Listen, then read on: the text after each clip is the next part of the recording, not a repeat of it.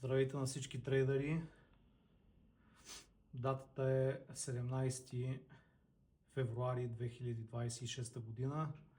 Днеска имахме сигнал в безплатната група, в безплатната общност. Сигнал на валутна двойка австралиец щатски долар. Като сигналът беше пуснат. Сигналът беше продажба от стойност 0,7066. Ето това беше анализа, който аз направих. Имаше ясна глава с рамена, техническа формация глава с рамена на 4-часова графика с ясен ход от линията на шията на главата. След малко ще ви разчертая цялата фигура на технически анализ. Като цената ето тук удари нашият Take Profit 1 27 пипса. Сега ще отида на друга празна графика, за да ви покажа ясно какво гледаме и как така можеше да влизаме в сделки, ако знаехме какво е глава с рамена. Ето пускаме една празна графика. Това е валутна двойка австралиец щатски долар. Както виждаме, цената много ясно се покачва силно нагоре. Това е 4-часова графика. Всяка една от свещите показва изменението на пазарната цена за 4 часа. За 4 часа време. Като ние сме в момента, в ето този момент, в ето тази свеж, като това, което виждам аз е едно голямо покачване на цената, прави един връх, прави втори връх и прави трети връх. Ето тук. Глава с рамена, фигура на технически анализ, глава с рамена е обръщаща тренда фигура. Тя се появява само единствено на върха и предвещава промяна на тренда. Реално той е бил uptrend или възходящ тренд и го променя на downtrend. Съответно има и друга формация, която се формира на дъното. Тя се нарича обърната глава с рамена, но за нея ще говорим малко по-нататък, като видим някой ясен пример. Така, как бихме разчертали тази глава с рамена и как бихме изтъргували? Трябва да построя линията на шията първо, която линия на шията се строи по телата на свещите. Ето това е ясно ляво рамо, ето това е глава. Цената стига до ето тук и след това имаме дясно рамо. Тази линия ще направя малко по-дебела и ето тук ясно можем да видим как цената прави един връх, който е малък. После имаме втори връх, реално главата, и след това имаме трети връх, който е по-нисък от предходния. Имаме три върха, имаме линия на шията. Нека да ги напишем.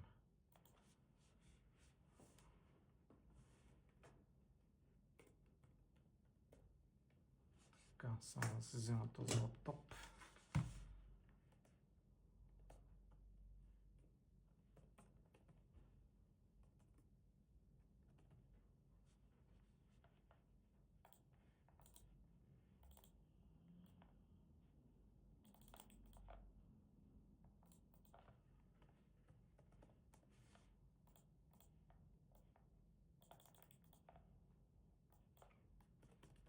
Глава. Ние ще направя малко с по-големи букви. Като виждаме, че главата е този връх, който е главата, реално е по-висок от другите два върха.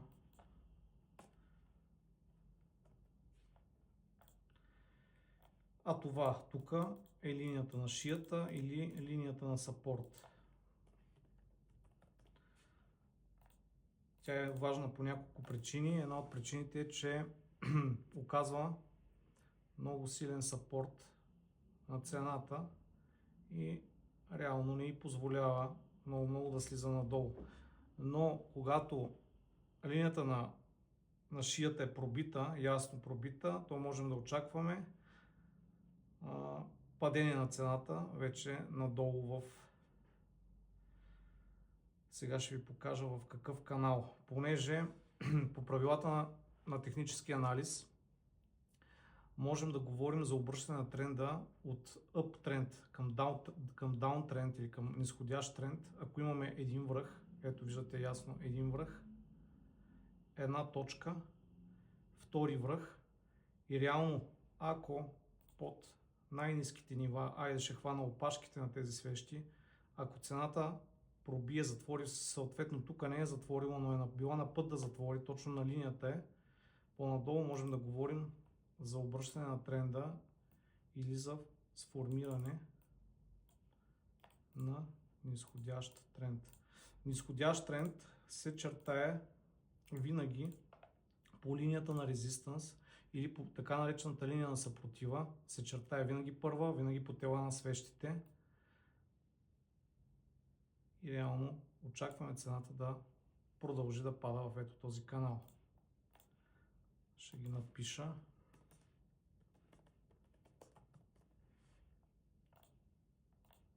Линия на резистанс, линия на съпротива и линия на подкрепа.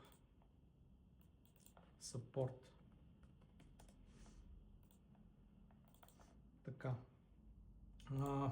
Ние влезнахме в сигнал от стойност 0,7066. 0,7066. Ето тук влезнахме в групата, в безплатната група. Когато пуснах сигнала, влезнахме ето тук в ето тази точка. Ето тук пуснахме и влезнахме в сделка Sell.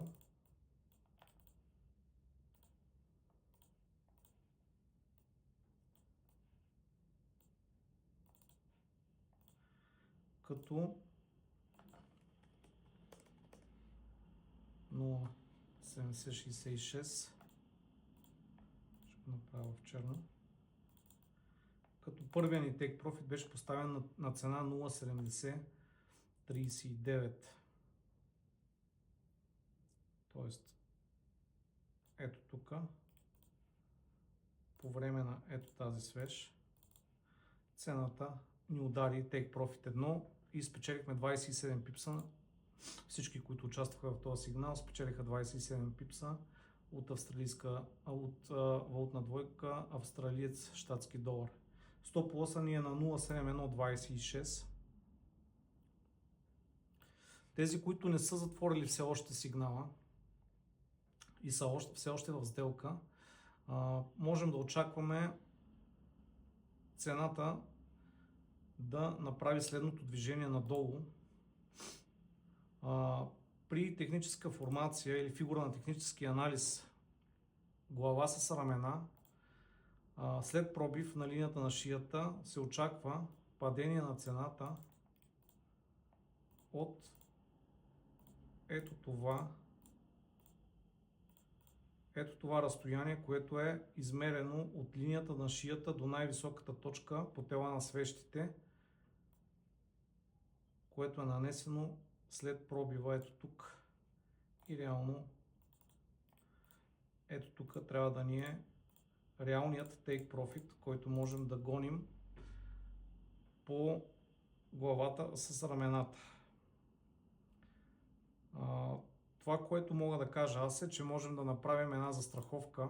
Сега ще измеря разстоянието. Разстоянието е около 80 пипса.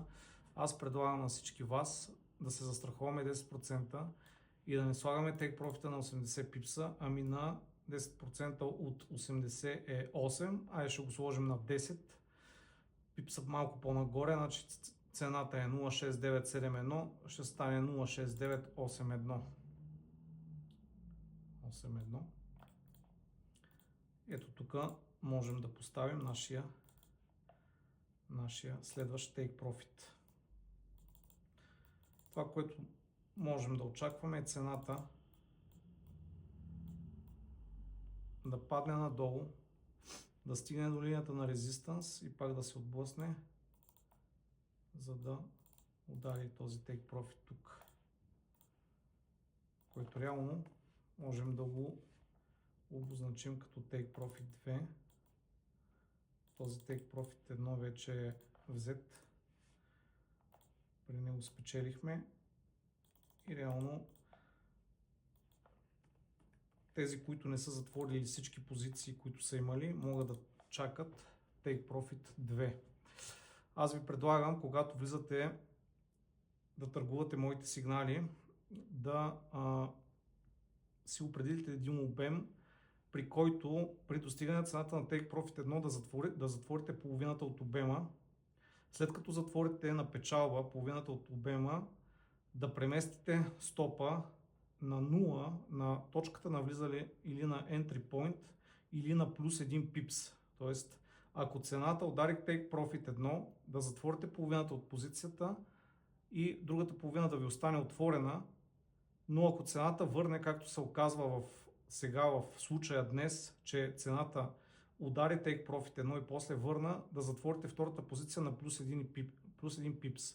Но ако цената не беше върнала и не беше стигнала до точката, откъдето сме влезнали в сигнала, то можеше след това да чакаме take profit 2 или take profit 3 по сигнала. Така, тук ще напиша само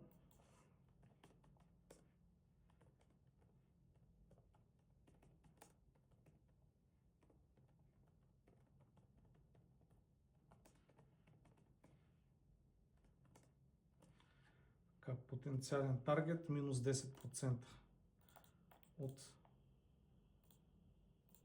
бъдещото движение. И ето по този начин изглежда нашата графика. Ако днеска бяхме станали сутринта или на обяд, виждаме, че има такава опция за вход в сделка. Виждаме, че има формация на технически анализ, глава с рамена на H4 на 4-часова графика при австралийски щатски долар и можехме да влезем в сделка и да спечелим нещо от пазара. Датата е 17 февруари 2026 година. Първо включване към вас. Очаквайте още много такива включвания в следващите дни.